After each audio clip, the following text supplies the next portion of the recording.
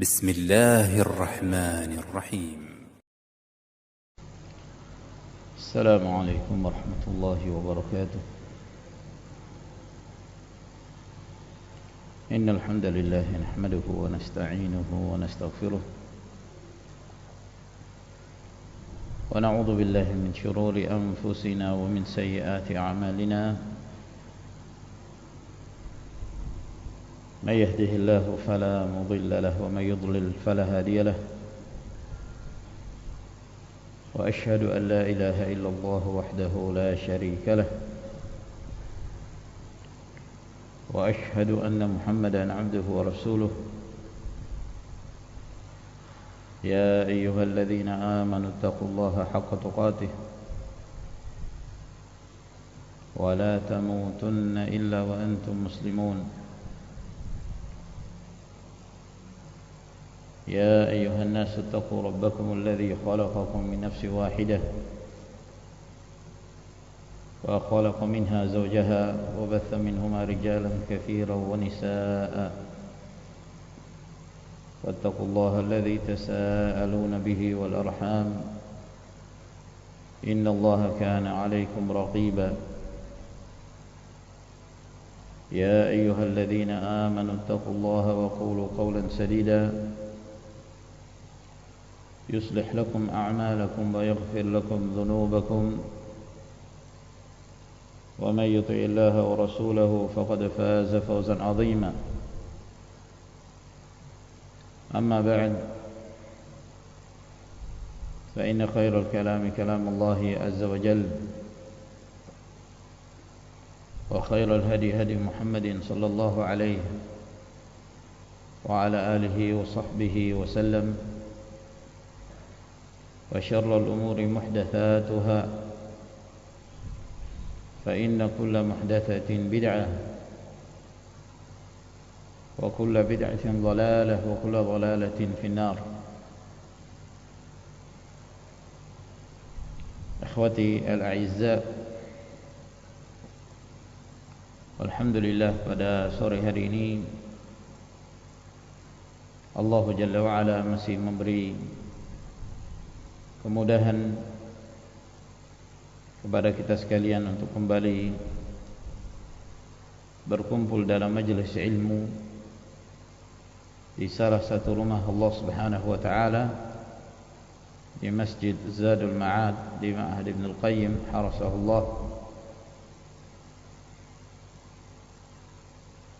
pada hari yang ke-16 dari bulan Ramadan tahun 1442 Hijriah. Kembali kita melanjutkan kajian kita dari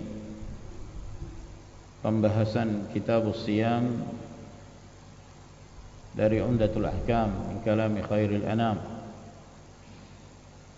karya Al-Allamah Abdul Ghani bin Abdul Wahid Al-Maqdisi rahimahullah ta'ala. Dan kita masih melanjutkan pembahasan seputar permasalahan berbuka puasa. Telah kita terangkan sebelumnya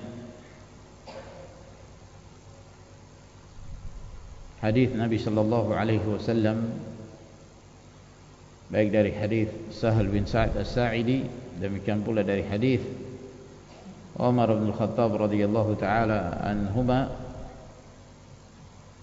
yang menjelaskan tentang dianjurkannya menyegerakan berbuka puasa, dan itu hukumnya sunnatun mustahabbah, dan telah dinukilkan ijma' dari sebagian para ulama. Namun ada yang menyelisihi dari kalangan al-Zahiriyah yang berpendapat wajibnya menyegerakan. Namun yang sahih bahwa seorang mengakhirkan bukan karena meyakini bahwa mengakhirkan itu lebih utama, hukum asalnya diperbolehkan.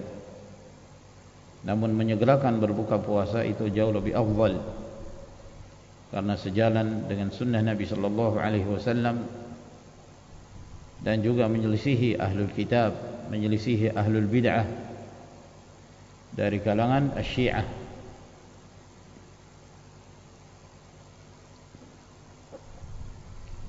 Dan telah kita terangkan pula dalil-dalil yang menyebutkan tentang berdoa ketika berbuka puasa, bahwa secara umum hadis-hadis yang menyebutkan secara khusus lafaz doa yang diucapkan pada saat berbuka puasa adalah hadis-hadis yang sanadnya lemah, terkecuali satu riwayat yang dikeluarkan oleh Abu Dawud dan An-Nasa'i, bahwa apabila seseorang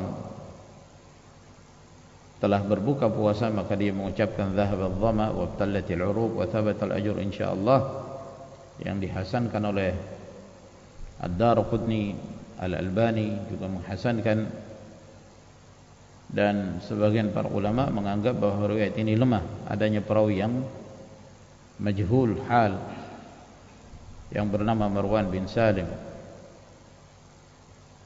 Namun secara umum seorang dianjurkan berdoa selama berpuasa,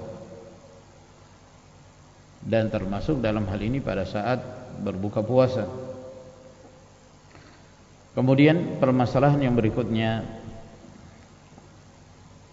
apa yang dianjurkan seseorang untuk mengkonsumsi pada saat berbuka puasa? Apa jenis makanan yang paling afdal, yang paling utama pada saat seseorang berbuka puasa? Telah diriwayatkan dengan sanad yang sahih dalam riwayat Al-Imam Ahmad, Abu Dawud, At-Tirmidzi, Ibn Khuzaimah dan yang lainnya dari hadis Thabit bin Aslam Al-Bunani, bahwa beliau mendengarkan Anas bin Malik radhiyallahu taala anhu berkata, kana Rasulullah sallallahu alaihi wa alihi wasallam yuftiru ala rutabatin qabla an yusalli, fa in lam takun rutabatun fa ala tamaratin, fa in lam takun hasawatin min ma'. Bahwa kebiasaan Rasulullah sallallahu alaihi wasallam, beliau berbuka puasa dengan rutabat, yaitu kurma muda, kurma yang masih muda, rutab, sebelum beliau mengerjakan salat.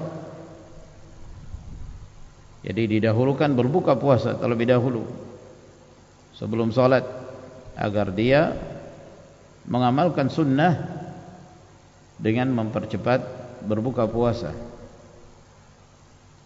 Maka Rasulullah sallallahu alaihi wasallam memulai dengan mengkonsumsi rutab, kurma muda.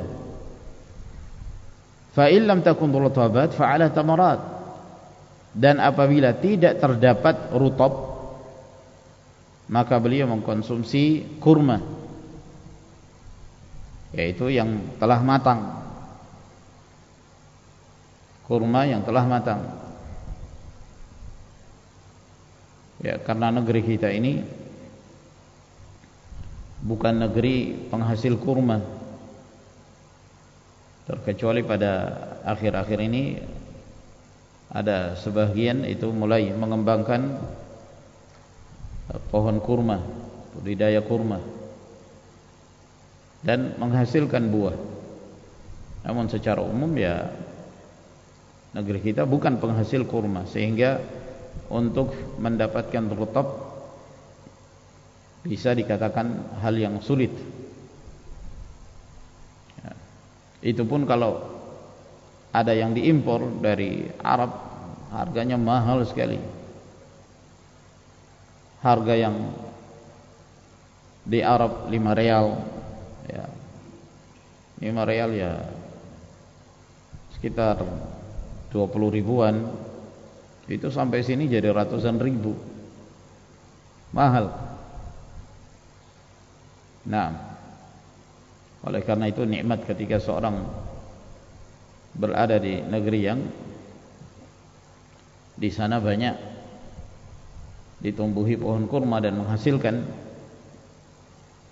maka menghidupkan sunnah Nabi sallallahu alaihi wasallam berbuka puasa dengan rutab.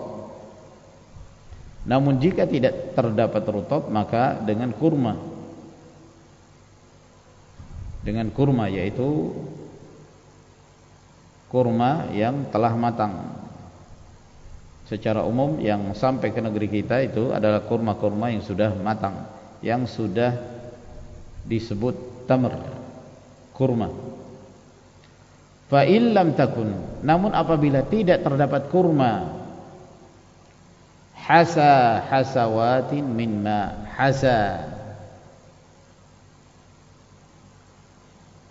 dari al-huswah atau al-haswah.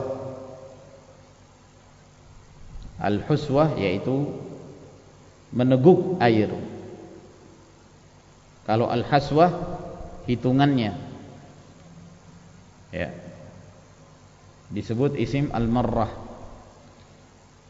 Apabila tidak terdapat kurma, maka Rasulullah sallallahu alaihi wasallam meneguk hasawatin. Sebagian menyebutkan hasawatin, yakni beliau meneguk hingga 3 kali, meneguk air. Intinya beliau meneguk beberapa teguk dari air. Hadis ini ma'asyiral ikhwah rahimakumullah menunjukkan bahwa dianjurkan bagi seorang pada saat dia memulai berbuka puasa, yaitu dengan rutab, dengan kurma muda. Apabila seseorang tidak memiliki kurma muda, maka dengan kurma yang sudah matang, tamr. Jika tidak terdapat, maka dengan meneguk air, yaitu air biasa ya, yang biasa kita sebut air putih. Ada pendapat sebagian yang mengatakan yang sunnah kalau di Makkah mendahulukan air Zam-Zam, karena di sana terdapat air Zam-Zam. Sehingga ada yang mengatakan kalau seorang berada di Makkah atau di tempat yang di sana banyak terdapat air Zam-Zam, maka dianjurkan mendahulukan air Zam-Zam daripada kurma. Namun pendapat ini tidak dibangun di atas dalil dan menyelisihi yang zahir dari hadis Nabi sallallahu alaihi wasallam ini. Rasulullah sallallahu alaihi wasallam dalam peristiwa Fathu Makkah itu bertepatan dengan bulan Ramadan. Nabi sallallahu alaihi wasallam berpuasa dalam peristiwa itu. Beliau berada di Makkah, namun tidak dinukil. Para sahabat mereka tidak menukil bahwa Rasulullah sallallahu alaihi wasallam lebih mendahulukan meminum air Zam-Zam daripada kurma. Mereka menyebutkan bahwa Rasulullah sallallahu alaihi wasallam selalu menjadi kebiasaan beliau mendahulukan kurma, yaitu kurma muda. Kalau tidak terdapat kurma muda, maka kurma yang telah matang.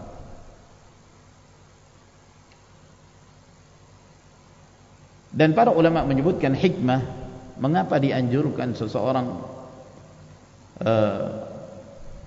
memulai berbuka puasa dengan mengkonsumsi kurma. Ada yang mengatakan bahwa dianjurkan memulai dengan kurma karena kurma itu sifatnya manis, dan manis itu akan menguatkan kondisi seorang yang telah melemah pada saat dia berpuasa dengan mengkonsumsi yang manis tersebut. Namun wallahu taala alam, yang terbaik dalam menyebutkan hikmah mengapa Rasulullah sallallahu alaihi wasallam memulai dengan kurma, karena beliau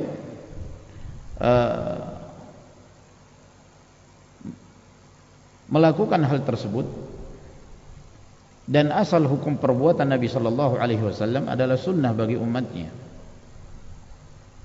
Sebab kalau kita mengatakan hikmahnya adalah karena kurma itu manis, berarti kalau tidak ada kurma maka dianjurkan untuk memulai dengan yang manis-manis, kue manis atau sirup manis dan yang lain yang manis, ya. Dan ini pendapat sebagian yang mengatakan apabila tidak terdapat kurma maka memulai dengan yang manis. Namun yang zahir, dan itu yang disebutkan dalam hadis Nabi sallallahu alaihi wasallam, apabila tidak terdapat kurma maka air. Memulai dengan air putih. Dan itu yang sunnah yang dikonsumsi oleh seorang, walaupun di sekitarnya ada makanan-makanan yang manis. Dalam sebagian riwayat yang diriwayatkan oleh At-Tirmidzi, Abu Dawud, Ibnu Majah dari hadis Salman bin Amir Ad-Dabbi, bahwa Nabi sallallahu alaihi wasallam bersabda, "Idza aftara ahadukum falyuftir ala tamrin, fa in lam yajid falyuftir ala ma'in fa innahu tahur." Apabila salah seorang kalian hendak berbuka puasa, maka berbukalah dia dengan kurma, dan apabila dia tidak menemukan kurma maka berbukalah dia dengan air, karena sesungguhnya hal itu mensucikan. Hadis ini disahihkan oleh At-Tirmidzi. Beliau mengatakan hadis ini hasan sahih. Namun Syekh Al-Albani rahimahullah melemahkan riwayat ini karena dalam sanadnya ada kelemahan, sehingga beliau melemahkan riwayat ini. Walhasil riwayat yang pertama itu sudah cukup menerangkan bahwa yang sunnah bagi seorang hendak berbuka puasa memulai dengan kurma muda, kemudian kurma yang matang. Kalau tidak terdapat kurma maka memulai dengan air putih, ya. Dan dari hadis ini ma'asyiral ikhwah rahimakumullah menjelaskan kepada kita bahwa berbuka puasanya Nabi sallallahu alaihi wasallam itu tidak banyak, ya. Porsinya biasa gitu. Karena ada sebagian itu kalau berbuka puasa ya balas dendam, ya. Balas dendam, seharian enggak makan, akhirnya ya, disiapkan semuanya. Yang ini ada baksonya, ini nasi putihnya lengkap dengan lauknya, ini sirupnya, ini macam-macam. Padahal ketika dia makan, dia enggak bisa juga makan semuanya. Makan sedikit sudah kekenyangan, ya. Jadi ketika seorang berbuka puasa, maka buka puasa dengan hal-hal yang sifatnya ringan, ya, bukan makan berat. Oleh karena itu disebutkan oleh Ibnu Al-Arabi rahimahullah taala dalam Aridatul Ahwadhi, kata beliau, kana an-nabiy sallallahu alaihi wasallam yuftir qabla an yusalli ala syai'in yasir la yushghiluhu 'anis shalah. Bahwa Nabi sallallahu alaihi wasallam beliau berbuka puasa sebelum beliau mengerjakan salat dengan sesuatu yang ringan, ya. Sesuatu yang ringan, tidak berat, tidak balas dendam, yang tidak menyibukkan beliau untuk melakukan salat. Beda kalau seorang makan berat kan, bisa masbuk dia, bisa tertinggal dia dari mengerjakan salatul jamaah. Nabi sallallahu alaihi wasallam mengajarkan kepada kita ketika seorang berbuka dengan hal-hal yang ringan, ya, sehingga dia tidak tersibukkan dari menegakkan salat, memungkinkan untuk mendapati salatul jamaah, ya. Wa fihi thalathu fawaid, dan di sana ada 3 faedah kata beliau. Mengapa Rasulullah sallallahu alaihi wasallam berbuka puasa dengan sesuatu yang ringan dan tidak berat? Ada 3 faedah kata beliau. Yang pertama, ta'jilul iftar, menyegerakan berbuka puasa, dan itu sunnah Nabi sallallahu alaihi wasallam sebagaimana yang telah kita terangkan. Yang kedua, wa tafrighul bali lis-shalah, dan menjadikan seorang konsentrasi untuk mengerjakan salat. Dia tidak terlambat dan dia tidak kekenyangan ketika dia mengerjakan salat yang menyebabkan salatnya terganggu, dan dia telah menikmati hidangan puasa sehingga tidak terfikirkan sampai ke dalam salat. Dia bisa mengerjakan salat dengan khusyuk. Yang ketiga kata beliau, fasluhu ma baina zamanil ibadah wal ibadah wa bainahuma fi anfusihima, memisahkan antara waktu ibadah dengan ibadah yang lain. Ya. Berbuka puasa adalah ibadah, mengerjakan salat adalah ibadah, maka diselingi dengan makan. Berbuka puasa adalah ibadah, menegakkan salat adalah ibadah, lalu diselingi dengan berbuka puasa, menikmati hidangan berbuka puasa, sehingga memisahkan antara satu ibadah dengan ibadah yang lainnya. Apakah dianjurkan untuk mengkonsumsi kurma dalam hitungan ganjil? Tidak diriwayatkan dalam hadis-hadis yang sahih dari Nabi sallallahu alaihi wasallam adanya hitungan ganjil pada saat seseorang mengkonsumsi kurma pada saat berbuka puasa. Jadi sifatnya bebas. Dia makan 1, dia makan 2 atau 3 atau lebih dari itu, diperbolehkan, dan semuanya sunnah. Yang ada penyebutan mengkonsumsi kurma dalam hitungan ganjil itu ketika seseorang keluar untuk melaksanakan salat Idul Fitr. Sebelum berangkat dianjurkan mengkonsumsi kurma, dan dianjurkan mengkonsumsinya dalam jumlah ganjil. Wa ya'kuluhunna witra. Nabi sallallahu alaihi wasallam mengkonsumsinya dalam hitungan ganjil. Adapun pada saat berbuka puasa, maka tidak diketahui ada hadis yang sahih dari Nabi sallallahu alaihi wasallam yang menyebutkan jumlah ganjil pada saat mengkonsumsi kurma ketika berbuka puasa. Kemudian permasalahan yang berikutnya merupakan satu hal yang dianjurkan, dan terlebih khusus lagi di bulan Ramadan, untuk memberi buka puasa kepada yang lainnya. Telah disebutkan keutamaan memberi makan buka puasa kepada orang lain yang sedang berpuasa dalam sebuah hadis yang diriwayatkan oleh At-Tirmidzi,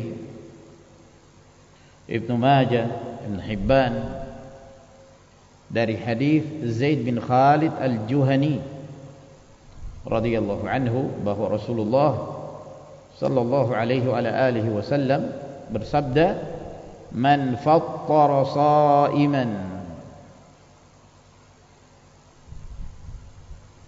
kana lahu mithlu ajrihi ghaira annahu la yanqusu min ajli as-sha'imi syai'a."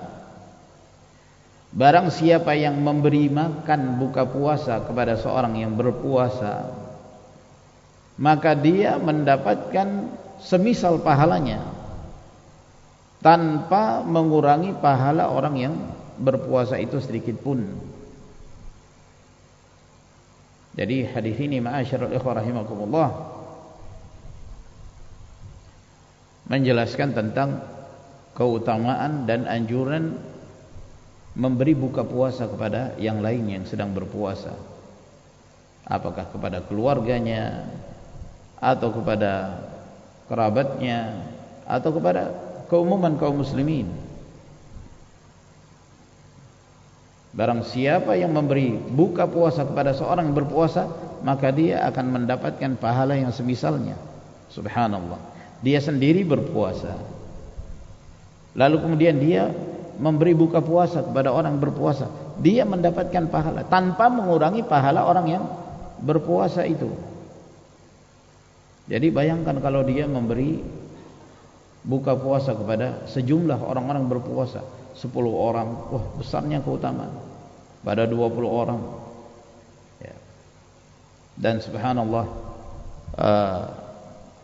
ada satu pemandangan yang unik yang ada di dua negeri tanah suci, di Makkah dan di Madinah, khususnya di Masjidil Haram, di Masjid Nabawi.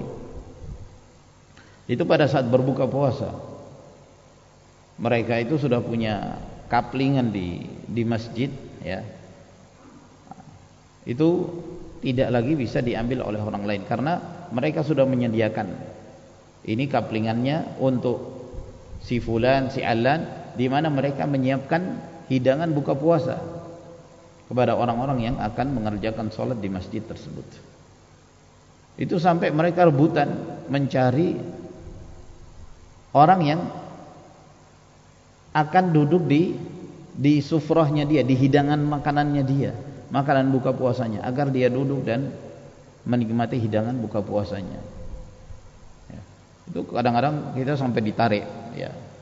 Mereka senang kalau kemudian kita duduk di tempat hidangan yang telah mereka siapkan, karena mereka meyakini keutamaan ini, memberi makan kepada orang yang berpuasa, ya. Ya, semoga Allah Subhanahu wa taala mengembalikan masa-masa seperti dulu, ya, di mana Allah Azza wa Jalla mengangkat wabah ini. Semoga Allah Azza wa Jalla mempercepat mengangkat wabah ini sehingga kondisinya bisa kembali seperti sedia kala, kaum muslimin menikmati apa yang pernah mereka rasakan sebelumnya, termasuk berbuka puasa di masjid, menikmati hidangan orang-orang yang telah menyiapkan buka puasa tersebut. Terjadi perselisihan di kalangan para ulama, kapan seseorang itu dikatakan fattara shaiman, memberi makan kepada orang yang berpuasa. Ada sebagian para ulama mengatakan yang dimaksud memberi makan kepada orang yang berpuasa yaitu memberi makan yang menyebabkan orang yang berpuasa itu makan sampai kenyang. Makan sampai kenyang, ya. Berarti kalau makan sampai kenyang, makan berat ini, ya. Ya. Berdasarkan pendapat ini, maka yang dimaksud memberi makan buka puasa yaitu makanan yang berat, yang membuat seorang itu ketika memakannya jadi kenyang. Kalau istilahnya orang Indonesia, tidak makan nasi tidak kenyang, berarti harus disiapkan nasi gitu. Sebagian para ulama, dan ini yang zahir wallahu taala alam, yang sahih, bahwa sekecil apapun yang dikonsumsi oleh orang yang berpuasa, maka itu sudah termasuk ke dalam keumuman hadis Nabi sallallahu alaihi wasallam, man fattara shaiman, dalam hadis ini. Sehingga seorang memberi 1 butir kurma itu sudah mencukupi. Dia telah mendapatkan pahala yang disebutkan oleh Nabi sallallahu alaihi wasallam. Ya. Apalagi kalau dia memberikan lebih dari itu, tentu lebih afdal, ya. Lebih utama dia siapkan buka puasanya, ya, yang sifatnya ringan, lalu kemudian dia menyiapkan lagi yang berat, ya. Misalnya nasi dengan lauknya, ya, lebih afdal. Namun apabila seorang menyiapkan kurma 1 butir atau 3 butir untuk 1 orang dan yang semisalnya, maka ini sudah termasuk, karena Nabi sallallahu alaihi wasallam tidak menyebutkan batasan harus sampai kenyang, itu tidak disebutkan dalam hadis. Ya, apa saja yang diberikan kepada seorang yang dengannya dia berbuka puasa, maka orang tersebut telah meraih keutamaan dari apa yang disebutkan oleh Rasulullah sallallahu alaihi wa ala alihi wasallam. Maka dari hadis ini, ma'asyiral ikhwah rahimakumullah, menjadi penyemangat bagi kita sekalian, bagi orang-orang yang diberi kelebihan harta untuk semangat bersedekah di bulan Ramadan, termasuk dalam hal ini memberi makan buka puasa kepada orang-orang yang berpuasa. Oleh karena itu termasuk di antara doa Nabi sallallahu alaihi wasallam pada saat beliau diundang dalam sebuah jamuan makanan, Nabi sallallahu alaihi wasallam mendoakan setelah dia makan, beliau mendoakan yang memberi hidangan makan tersebut dengan doa aftara indakumus shaimun, semoga orang-orang yang berpuasa itu berbuka dengan makanan kalian. Mengapa demikian? Karena keutamaan seorang yang memberi makan kepada orang yang berpuasa. Dalam hadis yang diriwayatkan oleh Abu Dawud dalam sunannya dari hadis Anas bin Malik radhiyallahu anhu, bahwa Nabi sallallahu alaihi wasallam datang ke rumah Sa'ad bin Ubadah. Lalu kemudian Sa'ad bin Ubadah menyediakan roti, menyediakan minyak zaitun. Maka Nabi sallallahu alaihi wasallam pun menikmati hidangan Sa'ad bin Ubadah. Setelah Nabi sallallahu alaihi wasallam makan, maka Rasulullah sallallahu alaihi wasallam mengatakan aftara indakumus shaimun wa akala ta'amakumul abrar wa sallat alaikumul malaikah. Aftara indakumus shaimun,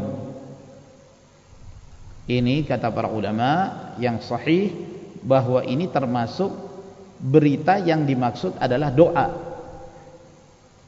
Khabar yuradu bihil insya, ad-du'a. Ya. Zahir dari ucapan ini seakan-akan ini berita orang-orang berpuasa berbuka di sisi kalian. Karena memang juga disebutkan dalam riwayat Ad-Darimi bahwa Nabi sallallahu alaihi wasallam ketika itu beliau berbuka puasa. Lalu beliau mengucapkan ini. Namun yang sahih ini doa. Semoga orang-orang yang berpuasa itu berbuka dengan makanan kalian, itu maksudnya. Wa akala ta'amakumul abrar, semoga yang memakan makanan kalian adalah orang-orang yang saleh. Wa sallat alaikumul malaikah, dan semoga para malaikat senantiasa mendoakan kalian. Jadi ini bentuknya doa. Ya, dan ini juga termasuk di antara sunnah apabila seorang diundang dalam jamuan makanan, setelah dia makan maka dia mendoakan seperti doa Nabi sallallahu alaihi wasallam ini. Aftara indakumus shaimun wa akala ta'amakumul abrar wa sallat alaikumul malaikah. Maka bulan Ramadan ini kesempatan seorang untuk memperbanyak amalan saleh. Ya, termasuk dalam hal ini memberi buka puasa kepada orang-orang yang berpuasa. Kata Imam Syafi'i rahimahullah, diriwayatkan oleh Al-Baihaqi dalam kitabnya Ma'rifatus Sunan wal Athar, beliau menukil dari Imam Syafi'i bahwa beliau mengatakan fa uhibbu lirrajuli az-ziyadata bil judi fi syahri Ramadan iqtida'an bi Rasulillah sallallahu alaihi wasallam wa li hajatin nasi fihi ila masalihihim wa tashaghuli katsirin minhum bis-shaumi was-salati an makasibihim.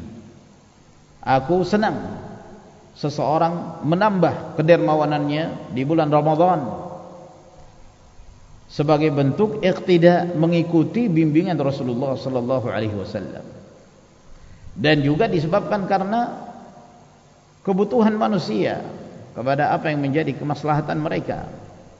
Dan kebanyakan manusia itu mereka sibuk untuk melakukan ibadah, berpuasa, melakukan berbagai macam jenis ibadah, di antaranya salat.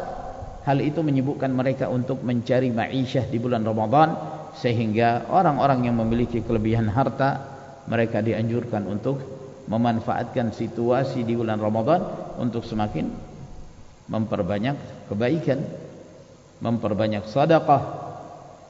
Termasuk darinya adalah memberi makan kepada orang-orang yang membutuhkan, memberi buka puasa kepada orang-orang yang berpuasa. Kata Ibnu Abbas radhiyallahu taala anhuma, kana Rasulullah sallallahu alaihi wasallam ajwadan nas wa kana ajwadu ma yakunu fi Ramadan. Bahwa Rasulullah sallallahu alaihi wasallam dikenal sebagai manusia yang paling dermawan, dan beliau lebih dermawan lagi ketika memasuki bulan Ramadan. Semoga Allah Subhanahu wa taala senantiasa melimpahkan rezekinya kepada kita sekalian, dan semoga Allah Azza wa Jalla menjadikan kita termasuk di antara hamba-hamba Allah yang semangat dalam beramal saleh, terkhusus di bulan Ramadan ini, di mana kita telah melewati separuh bulan Ramadan. Hari ini kita berada di hari yang ke-16. Maka waktu-waktu yang memiliki keutamaan itu, kata para ulama, semakin di penghujung waktu itu semakin afdal. Waktu-waktu yang memiliki keutamaan semakin di penghujung waktu itu semakin afdal. Hari Jumat, waktu yang memiliki fadilah, keutamaan, lebih utama dari waktu hari Jumat itu adalah di akhirnya, mendekati terbenamnya matahari. Di hari Arafah, waktu yang paling afdal di hari Arafah adalah ba'dal asr, mendekati terbenamnya matahari. Maka demikian pula di bulan Ramadan. Di bulan Ramadan, waktu yang paling afdal adalah di akhir-akhir dari Ramadan tersebut, di penghujung hari-hari Ramadan. Lebih terkhusus lagi 10 hari terakhir di bulan Ramadan. Sebagaimana yang telah kita ketahui bersama, bahwa Rasulullah sallallahu alaihi wasallam apabila telah memasuki 10 terakhir bulan Ramadan, maka beliau semakin menambah semangat ibadahnya.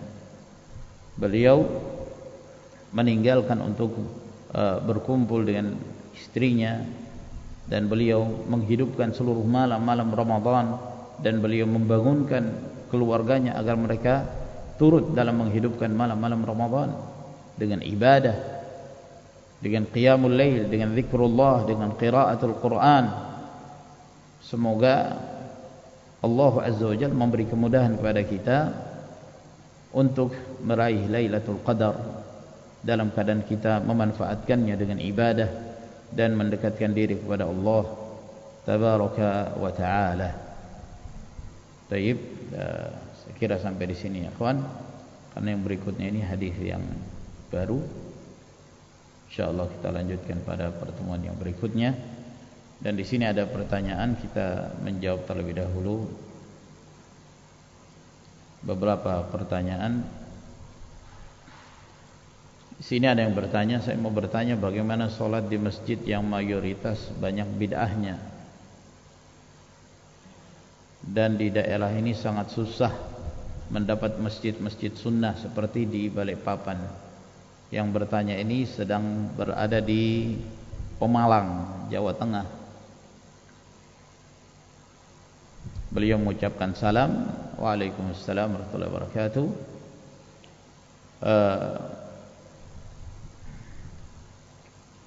Mengerjakan salat berjamaah itu di mana saja dari masjid-masjid kaum muslimin, dan tentunya seorang dianjurkan untuk memilih masjid yang menerapkan sunnah, masjid ahlus sunnah ya. Dan di sana mereka menghidupkan sunnah Rasulullah sallallahu alaihi wasallam. Kita bersyukur kepada Allah Azza wa Jalla yang memudahkan kita untuk membangun sebuah masjid yang di dalamnya kita memanfaatkan dengan berbagai macam jenis ibadah yang wajib dan yang sunnah. Di dalamnya kita menegakkan sunnah Nabi sallallahu alaihi wasallam. Maka seorang muslim semangat untuk mencari masjid yang menerapkan sunnah Nabi sallallahu alaihi wasallam dan jauh dari bid'ah, jauh dari pelanggaran syariat. Ya. Itu yang afdal. Namun kalau tidak terdapat di satu daerah ya mayoritas masjid atau bahkan mungkin tidak ada masjid yang dikenal bahwa mereka menghidupkan sunnah. Apakah itu berarti kita meninggalkan sholatul jamaah? Oh tidak, tidak diperbolehkan. Tetap mengikuti jamaah yang ada di masjid tersebut. Adapun bid'ahnya tinggalkan, jangan ikut serta memeriahkan bid'ah tersebut. Ya. Kamu datang untuk menegakkan salat bersama dengan kaum muslimin. Kesalahan-kesalahan yang dilakukan oleh imam dalam pelaksanaan salatul jamaah itu menjadi tanggungan imam. Nabi sallallahu alaihi wasallam mengatakan al-a'immatu yusalluna lakum fa in asabu falakum wa lahum wa in akhta'u falakum wa alaihim. Imam-imam itu salat memimpin kalian. Kalau mereka benar, kalian mendapatkan pahala, mereka juga mendapatkan pahala. Kalau imamnya salah, maka kalian mendapatkan pahala, mereka yang menanggung dosanya. Mereka yang menanggung akibatnya. Maka tidak ringan menjadi imam, dia harus mengerti syariat, dia harus mengerti mana yang sunnah, mana yang bid'ah. Intinya bahwa apabila di wilayah tersebut tidak terdapat masjid yang menegakkan sunnah, maka tidak boleh itu menjadi alasan bagi seseorang untuk meninggalkan sholat wajib, ya, secara berjamaah. Dia tetap berkewajiban untuk menegakkan sholatul jamaah bersama dengan kaum muslimin di masjid-masjid kaum muslimin. Namun ada yang aneh pada sebagian orang, bahkan mengaku mengamalkan sunnah, tapi justru menjauhkan diri dari masjid sunnah. Jelas-jelas di dekatnya, dia bertetangga dengan masjid sunnah, mengamalkan sunnah. Cari masjid yang kabur, cari masjid yang dia sendiri menyadari bahwa di sana banyak bid'ahnya. Ini aneh kan? Ya. Nah, salafnya dari mana ya? Katanya salafi. Salafnya dari mana ya? Bimbingan ulamanya itu dari mana? Atharus salaf itu mana yang menerangkan tentang hal itu? Jadi ini fenomena yang aneh, ya. Nah, kita hidup di masa sekarang ini di mana sebagian itu mengaku sebagai ahlus sunnah, mengaku sebagai salafi, tapi justru menjauhkan diri dari masjid-masjid salafiyin. Nah, ini menunjukkan bahwa di sana ada sesuatu, ada unsur penyimpangan di situ. Nah, coba tanyakan apa dalilnya, tanyakan apa hujjahnya. Kalau tidak ada hujjah, dan tidak akan ada hujjah sama sekali, berarti yang bermain adalah hawa nafsu, hawa nafsu. Nah, lebih memilih masjid yang jelas-jelas di sana dihidupkan amalan-amalan bid'ah, tapi dia lebih memilih itu. Allahul musta'an. Yang namanya seorang sunni salafi itu kan bersikap sesuai pemahaman salaf, kan begitu. Jadi bukan hanya sekedar pengakuan salafi, sunni, tapi amalannya jauh dari bimbingan para ulama salaf. Ya. Yang lebih menyedihkan lagi, ada salah seorang ikhwan kita, beliau bercerita ketika dia datang ke wilayah, ya, lalu sholat di masjid mereka dalam tanda kutip mereka, ya, sholat di masjid mereka. Sebenarnya itu bukan masjid mereka, itu sebenarnya masjid yang dicaplok oleh mereka, diklaim milik mereka, padahal bukan milik mereka. Ikhwan ini masuk sholat. Ketika dia keluar dari masjid, diingatkan, ente jangan lagi sholat sini. Kurang lebih seperti itulah, ya, maknanya. Jangan lagi sholat di sini. Loh, kenapa? Kenapa saya nggak boleh sholat di sini? Nah, jangan bikin masalah nanti. Wah, diingatkan. Allah Subhanahu wa taala berfirman, "Wa man adlamu mimman mana'a masajid Allah ayyuzkara fiha ismuh." Kamu jangan baca ayat, jangan baca ayat. Tidak boleh baca ayat. Lah terus gimana? Ya kamu jangan sholat di sini. Yo, emangnya saya ahlul bid'ah? Iya, kamu ahlul bid'ah.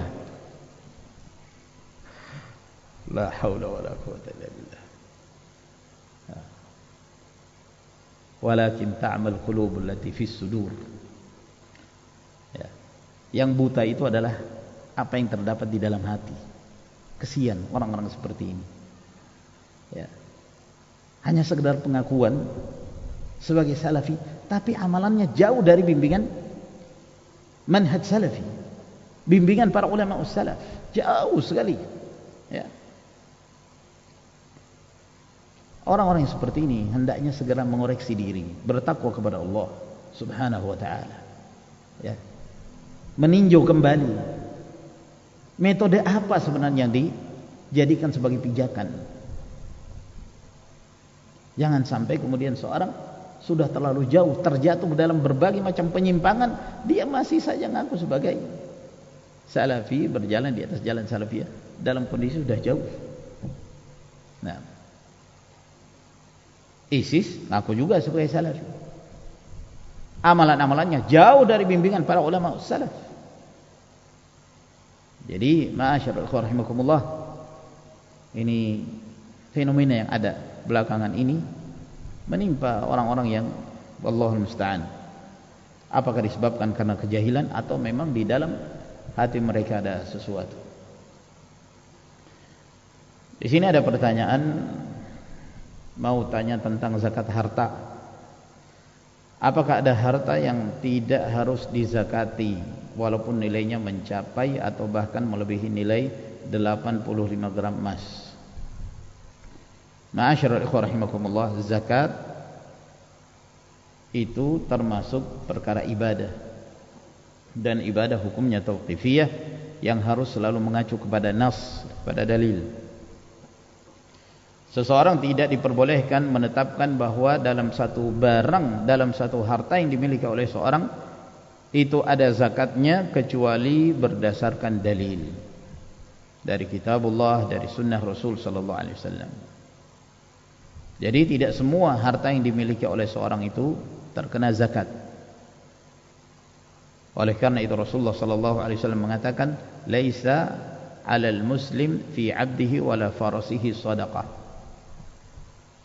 Tidak ada kewajiban zakat bagi seorang muslim terhadap budaknya dan kudanya. Terhadap budaknya dan kudanya. Karena biasanya namanya budak itu digunakan untuk melayani dirinya, melayani majikannya. Nah, artinya untuk kepentingan pribadi. Demikian pula kuda, biasanya kuda itu dimanfaatkan untuk kepentingan pribadi. Pada masa itu untuk perang dan yang semisalnya. Dan itu tidak ada zakat. Oleh karena itu, ma'asyiral ikhwan rahimakumullah, tidak setiap harta yang dimiliki oleh seorang muslim ada zakatnya. Tidak boleh kita menetapkan bahwa dalam harta itu ada zakat kecuali dengan nas, dengan dalil. Seorang memiliki rumah mewah, harganya bisa jadi mencapai miliaran rupiah. Jadi di atas 85 gram emas. Tidak ada zakatnya.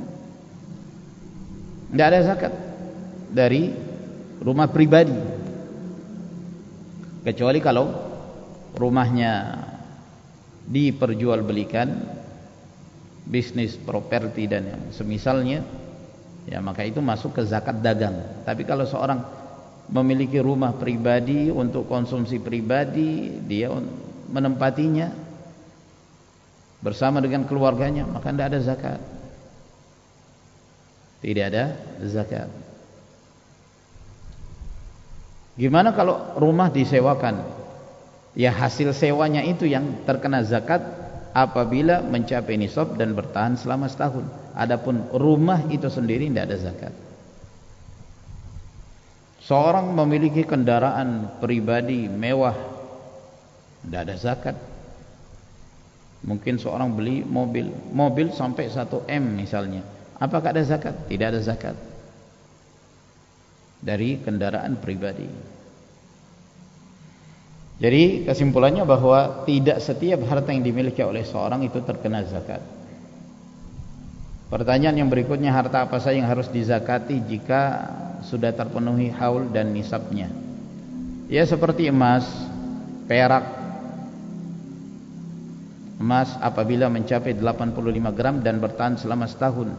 Perak apabila mencapai 595 gram bertahan selama setahun. Termasuk dalam hal ini zakat perhiasan apabila mencapai nisab bertahan selama setahun, maka ada zakat. Demikian pula uang yang dimiliki oleh seorang, baik itu rupiah atau dolar atau apa saja yang ada di tangannya, yang dalam kepemilikannya, apabila mencapai jumlah nisab perak, karena perak itu nisabnya lebih rendah daripada emas. Apabila mencapai nisabnya perak dan bertahan selama setahun, maka dia wajib mengeluarkan zakat sebesar 2,5%. Di sana juga ada zakat peternakan apabila seorang beternak hewan, unta atau sapi atau kambing dengan kadar-kadar yang telah ditentukan oleh Nabi sallallahu alaihi wasallam.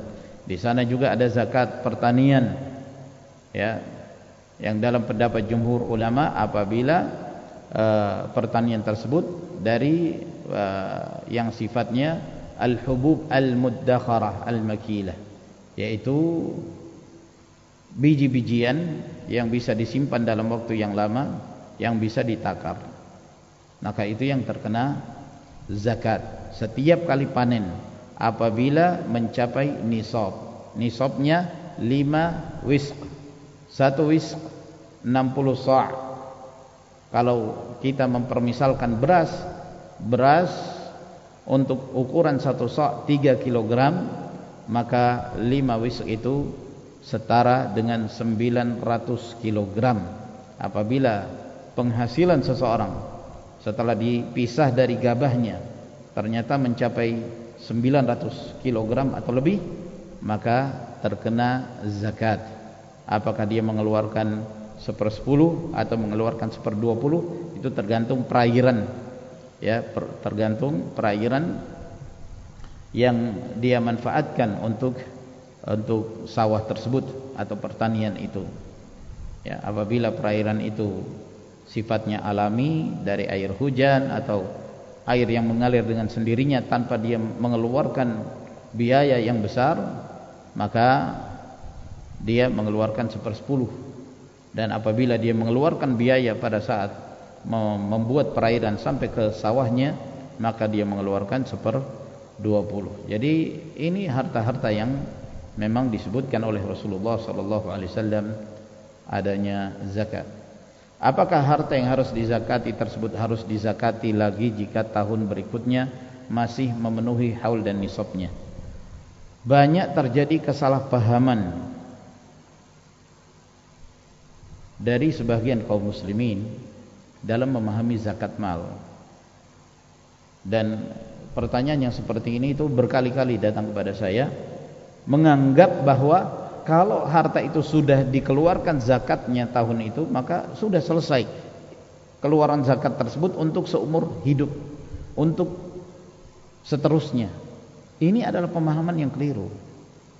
Jadi zakat mal itu statusnya tiap tahun. Ya. Misalnya seorang memiliki uang 1 M tahun ini dan telah sempurna setahun namanya, dia wajib mengeluarkan zakat 2,5%. Tahun depannya masih 1 M juga, dia wajib lagi mengeluarkan zakatnya. Jadi tiap tahun. Jadi bukan untuk tahun ini dan seterusnya, tidak lagi, tidak. Jadi itu statusnya tiap tahun selama terpenuhi nisab dan bertahan selama setahun maka dia wajib mengeluarkan zakat dari harta yang dimilikinya tersebut. Sini ada pertanyaan, bagaimana cara penghitungan zakat buah sawit? Yang zahir sawit tidak terkena zakat. Wallahu ta'ala, dia tidak termasuk biji-bijian yang disebutkan oleh jumhur ulama ketika memahami hadis-hadis tentang zakat tersebut, sehingga dia tidak termasuk ke dalam jenis tanaman yang dikenakan kewajiban zakat padanya. Yang terkena kewajiban zakat adalah hasilnya. Kalau dia telah menghasilkan, kemudian dia mendapatkan uangnya, lalu kemudian bertahan selama setahun mencapai nisab, barulah dia berkewajiban mengeluarkan zakat. Wallahu ta'ala